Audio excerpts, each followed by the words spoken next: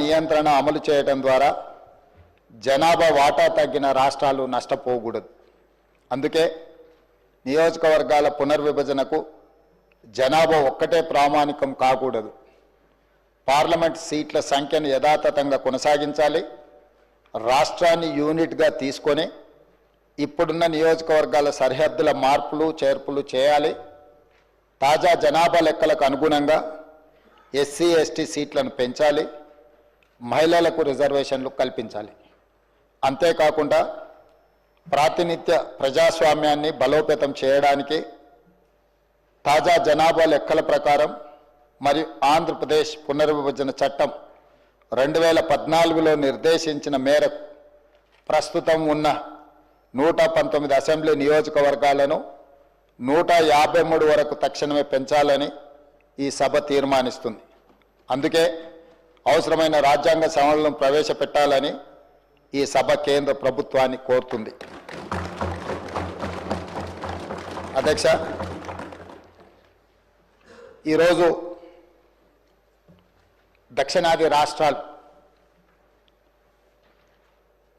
పార్టీలకు ప్రభుత్వాలకు అతీతంగా ఈ దక్షిణాది రాష్ట్రాలలో ప్రాతినిధ్యం వహిస్తున్న ప్రజా సంఘాలు ప్రజా హక్కుల కోసం నిరంతరం రాజ్యాంగ విలువలను కాపాడడం కోసం నిరంతరం ప్రయత్నం చేస్తున్న అన్ని శక్తులు సంస్థలు ఒక ఆందోళనకరమైన పరిస్థితుల్లో చిక్కుకున్నాయి. దీనికి ప్రధానంగా ఈ మధ్యకాలంలో కేంద్ర ప్రభుత్వం పార్లమెంటు నియోజకవర్గాల పునర్విభజననే కాదు, పార్లమెంటు నియోజకవర్గాల పెంపుకు సంబంధించిన ప్రక్రియ మీద కూడా మాట్లాడడం మొదలుపెట్టింది. ఈ పార్లమెంటు నియోజకవర్గాల పునర్విభజన కానీ నియోజకవర్గాల పెంపు కార్యక్రమం అనేది జనాభా ప్రాతిపదికన జరుగుతుంది.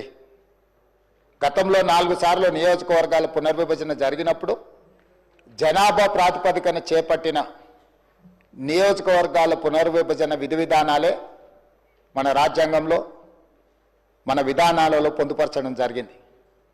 అయితే 1971 జనాభా తర్వాత నియోజకవర్గాల పునర్విభజన అంశం ప్రతిపాదనకు వచ్చినప్పుడు ఆనాటి ప్రధానమంత్రి శ్రీమతి ఇందిరాగాంధీ గారు జనాభా ప్రాతిపదికన నియోజకవర్గాల పునర్విభజన జరిగితే రాష్ట్రాల మధ్యల అంతరం పెరుగుతుంది,